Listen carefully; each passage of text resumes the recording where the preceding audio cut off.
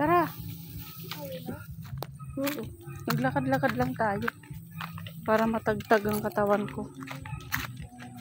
Para ako maaano na. Parang ang tawag dun. Manas na ewan. Para kang maano.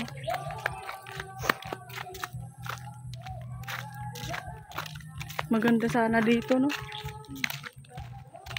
Ito hindi na ito kailangan simintuan kasi patag eh. Oo. Doon lang talaga kasi madulas Sino doon. mo dyan? Ilang beses na akong umano doon eh, nadulas. Dito patag. Napaupo. Oo, ito pwede. Pwede to kahit di mo na sementuhan. Yung doon lang talaga sa taas ang mahirap. Kasi nadulas na ako doon eh. Balya talaga, di ba? 3 months ako halos hindi magaling. Nilagnat ako noon, tas hirap bumangon. Grabe yun. 2 beses ba naman akong gumulong eh. Una doon sa may pataas, sunod dyan sa may pagitna na. Pinagtawanan na. Nakita ako, pinagtawanan ako ng mga nakakita sa akin. Inabangan tayo talaga tayo ng aso. Inabangan tayo dito. No? Inabangan tayo ng aso.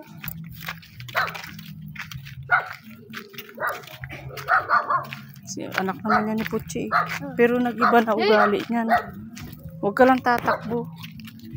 Ang aso kasi lumalapit lang yan, nangaamoy.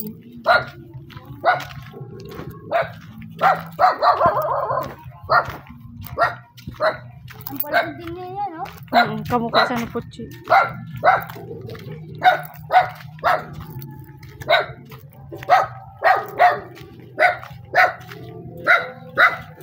Huwag kang mangangagat. Tamataho lang yan siguro.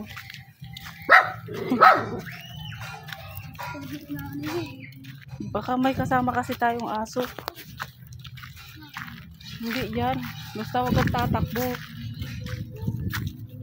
Ang aso kasi lalong nang aano yan kapag tumatakbo ka.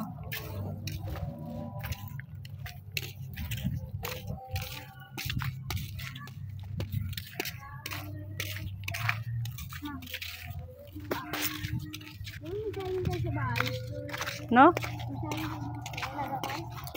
Oh, eh ayoko, pinapahinog ko nga yun eh.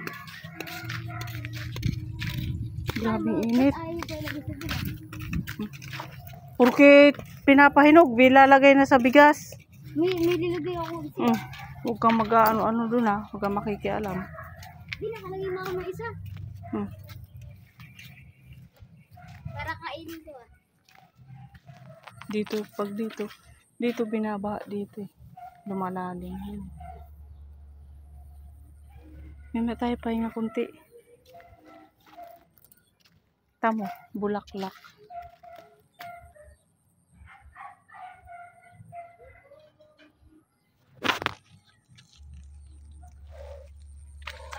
Ito sili-sili. Sili-silihan.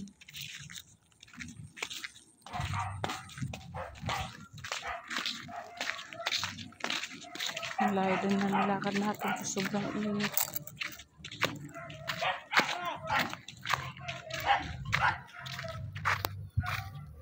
Pahinga.